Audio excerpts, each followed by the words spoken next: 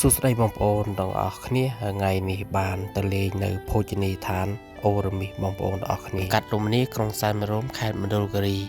ហើយទស្សនវិជ្ជានៅរដូវកាលនេះគឺស្រស់ស្អាតបងប្អូនហើយយើងមើលឃើញទៅគឺស្អាតមែនទែនហើយតំបន់នេះពេលខ្លះអ្នកបងប្អូនមកចម្ងាយគឺគាត់អាចបានស្គាល់នៅកន្លែងនេះទេបងប្អូនកន្លែងនេះគឺស្រស់ស្អាតមែនទែនដោយសារតែខ្ញុំជីកាត់ច្រើនដងហើយទើបតែឃើញផ្លាកហើយក៏បានចូលទៅលេងនៅទីនោះបងប្អូនទាំងអស់គ្នាហើយអ្វីដែលតាមដឹងទៅគឺនៅអាហារដ្ឋានអូរមីសនេះបងប្អូនគឺមានអាហារដ្ឋានហើយមានផ្ទះសំណាក់គឺស្អាតបងប្អូនហើយគាត់បានបើកយូរមែនតើបងប្អូនហើយគឺបើតាមអ៊ំគាត់បានប្រាប់មកខ្ញុំថា